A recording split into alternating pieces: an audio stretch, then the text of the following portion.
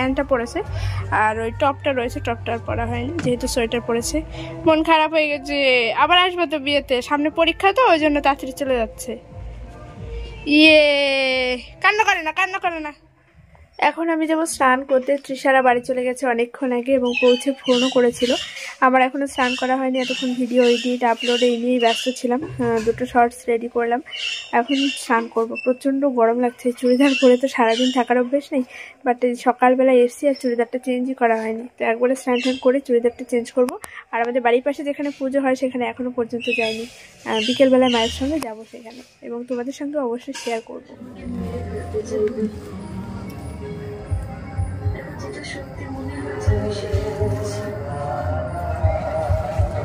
আমরা পুরোপুরি রেডি, দুজনাই রেডি, ক্যামেরার অপাশে উনিও রেডি আর আমিও রেডি হয়ে গেছি। এই শাড়িটা পরে নিয়েছি, এটা নিয়েছিলাম আমার বান্ধবীর বিয়েতে, মানে পপির বিয়েতে আমি এই শাড়িটা পরেছিলাম আর আজকে পরলাম, এই দিয়ে দ্বিতীয়বার।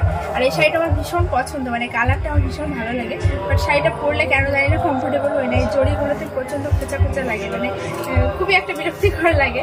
তো যাই হোক, দেখতে ভালো লাগে ওই জন্যই পরলাম। আর আজকে যাচ্ছি হচ্ছে, মানে তোমরা দেখেছো আমার ব্লগে অনেকবার, পিহু, তারপর পিহুর ভাই নবাব আমাদের, তো ওর আজকে হ্যাপি বার্থডে, 1 বছর পূর্ণ হচ্ছে, তো সেই উপলক্ষে অনুষ্ঠান রয়েছে। আর এই যে শাড়িটা পরে আমাকে কেমন লাগছে তোমরা অবশ্যই কমেন্টে জানিও। এমনি সিম্পল একটা সাজ, আর আমি বাড়ির থেকে না শুধু কানেরটা নিয়ে এসেছি, শাখা পরা তো পরেই এসেছি, তো গলায় কিছু আনিনি, শুধু চেনটা পরেছিলাম। এবার এই শাড়ির সঙ্গে ওই চেনটা একদম সিম্পল হয়ে গেছে, এটা ভালো লাগছে। আর এই মালাটা আমার বিয়ের আগে, তো এখানে ছিল, ভাবলাম একটু পরে নিই, জানি না কেমন লাগছে তোমরা জানিও। আর এরকম জুতো, এই জুতোটা নবদ্বীপ থেকে নিয়ে এসেছিলাম, তো আজকে ভাবলাম পরে নিয়ে, আগের দিন অন্য একটা পরেছিলাম আর আজকে এটা পরে নিলাম। চলো এখন বেরিয়ে যাই, অনেকটা লেট, হয়তো গিয়ে দেখবো কেক কাটিং হয়েই গেছে কিনা। আর এই হচ্ছে ইনার লুক, দেখো একদম সিম্পল লুক। কাজের থেকে এসে না, কাজের থেকে আসার পর এর থেকে আর কত ভালো লাগবে, সারাদিন পরিশ্রমের পর এই জাস্ট স্নান করলো। তো যাই হোক, চলো এখন বেরিয়ে যাই আমরা।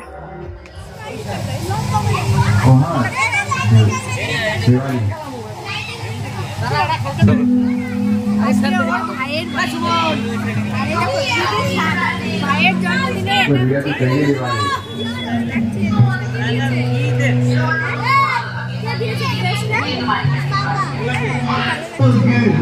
কেউ আসে নাই, আমরাই ফার্স্ট।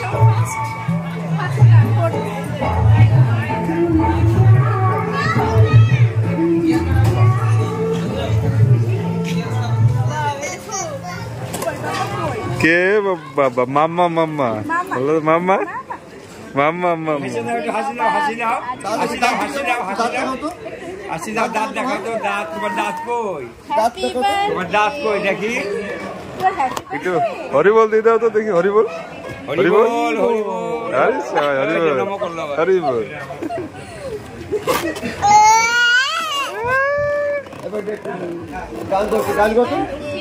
গান করো ভাই, গান করো তো দেখি।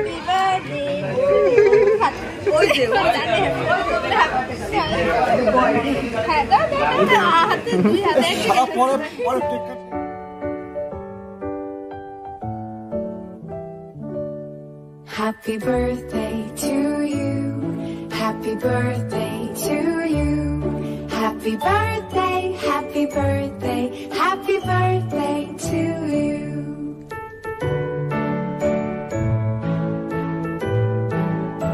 Mama, mama, hey mama, mama, mama, hey mama, কি হয়েছে মামা? কি হয়েছে মামা? মামা কই রে? মামা কই? মামা কই? মামা এই যে হাসো,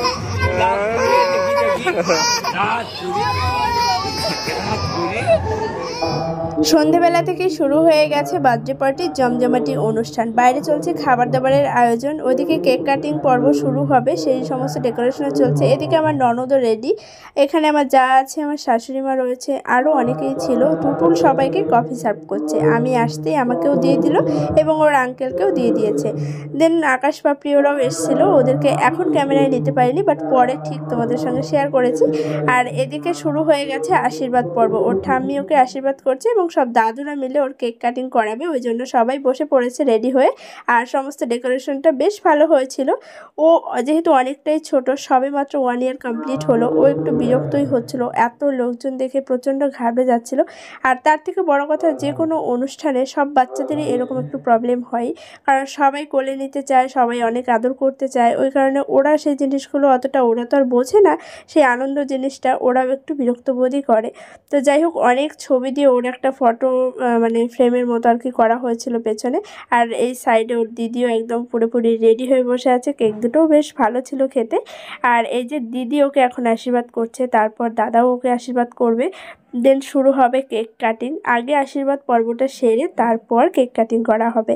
আর আমরা ওর জন্মদিনের অনুষ্ঠানে ও বিরক্ত হলে কি হবে, আমরা প্রত্যেকেই অনেক মজা করেছি। যেহেতু একটা অনুষ্ঠানে কিন্তু সবার সঙ্গে দেখা হয়, তাছাড়া কারোর সময় সুযোগ হয়ে ওঠে না যে সবাই একসঙ্গে কোথাও হব, সেটা একমাত্র অনুষ্ঠানেই সম্ভব। আর অনেকেই এসেছিলো, ছোটদি, বড়দি, ভাগ্নেরা, জামাইবু, আকাশ, পাপড়ি, আরও ননদ ছিল আমার, আরও জায়েরা ছিল। তো সবাই মিলে আমরা অনেক গল্প করেছি। আমরা মোটামুটি 6:30 নাগাদ গেছি আর বাড়ি এসেছি 11:30 নাগাদ। তো অতটুকু সময় ভীষণ মজা করেছি। ওর মামাবাড়ি থেকে ওকে চেন গিফট করা হয়েছে, সেটাই ওর মাসি ওকে পরিয়ে দিতে যাচ্ছে, আর ও পরবেই না, প্রচণ্ড পরিমাণে কান্নাকাটি করছিল। তো ও খুবই বিরক্ত হচ্ছিল, এটাই আর কি, এত হইচই, এত গ্যাঞ্জাম, ওর ঠিক ভালো লাগছিল না। যাই হোক, এরপরেই শুরু হবে সেই সুন্দর মুহূর্তটা, যার জন্য আমরা সবাই ওয়েট করে আছি। তোমরা ভিডিওটা একদম এন্ড অবধি দেখো, আশা করি আজকের ভিডিওটা তোমাদের অনেক ভালো লাগবে।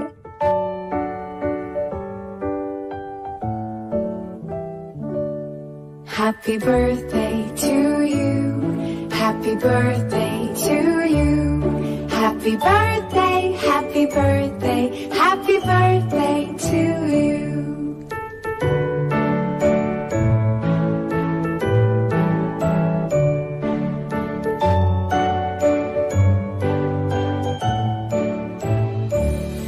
Happy birthday to you.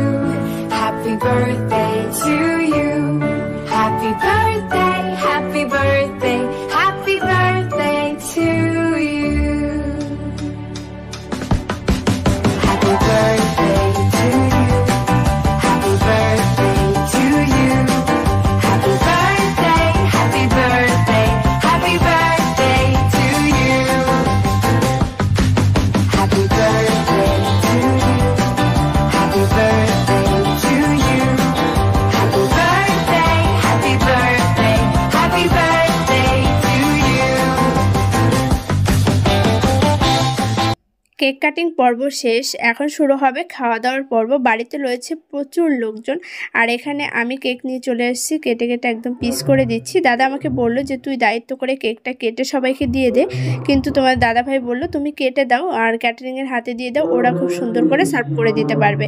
তো আমিও সেটাই করেছিলাম। আর ওর নাম হচ্ছে প্রজ্ঞান, কিন্তু ভালোবেসে সবাই ওকে নবাব বলে ডাকে। আর পিহুর নাম হচ্ছে প্রাতস্মিতা। তো ভাইয়ের জন্মদিনের কেক খাওয়ার জন্য দিদি এখানে দাঁড়িয়েই আছে, দেখতেই পাচ্ছ। আরও 2-4 জন বাচ্চারা এসেছিল, ওকে দেখে সবাইকেই দিয়ে দিয়েছি আমি। কেকটা কেটে দিয়ে দিলাম ক্যাটারিংয়ের হাতে, ওরা দায়িত্ব সহকারে দিয়ে দেবে সবাইকে। আর প্রচুর লোকজন হয়েছিল, সন্ধেবেলাটা একটু চাপ হয়ে যায় খাওয়া দাওয়ার জন্য, ওই জন্য আমরা চলে এসেছিলাম ঘরে সবার সঙ্গে গল্প করার জন্য। এখানে যে আকাশ, পাপড়ি রয়েছে, এই যে আমার আরও একটা ননদ, এখানে আমি বসে আছি, আরও অনেকেই ছিল।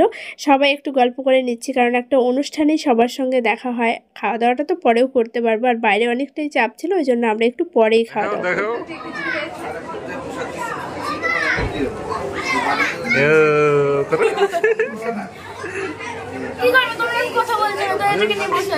কথা বলবি, মাঝখানে আসবি তো, তারপরে তো কথা হবে।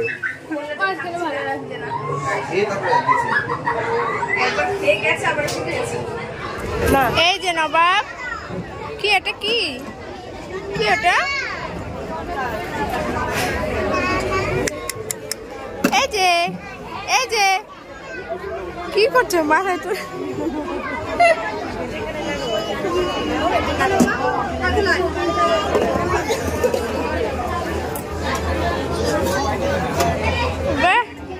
হ্যাঁ হ্যাঁ, রাখো রাখো রাখো, ওর মতো করে ব্যস্ত। কদিন পর বিয়ে, এই ছবি তোলা হলো। বলো বলো, আমাদের খাওয়া দাওয়া কমপ্লিট হয়ে গেছে। জোরে জোরে বলো, খেয়ে দিয়ে কি কথা বলতে পারছো? খাওয়া দাওয়া সবকিছু বলো, কিন্তু ক্যামেরায় ক্যাপচার করা সম্ভব হয়নি, অনেক ভিড়ভাড়টা ছিল। আর এখন সব বাড়ি যাওয়ার পালায় যে একে একে সবাই যাচ্ছে। আর খাওয়ার পরে ওই হাই হ্যালো যাই যাই করতে করতেও 1 ঘন্টা চলে যাচ্ছে, এখনো যেতে পারিনি।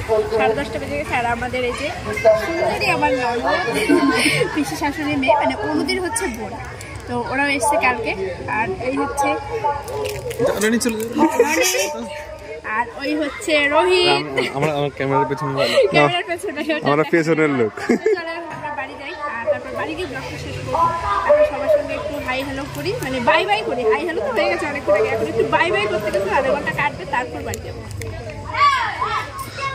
বাই বাই করতে করতে রাত চলে যাচ্ছে।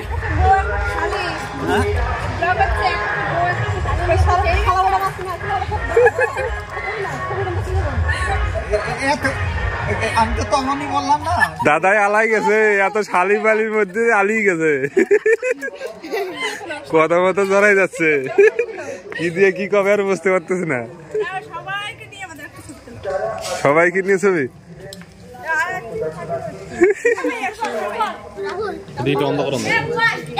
লাইট এদিকে হ্যালোজেন, এদিকে টিউবলাইট, তাহলে সামনে আছে রানুর একটা ভালো করে ছবি তুলতো, ভালো ছবি আছে।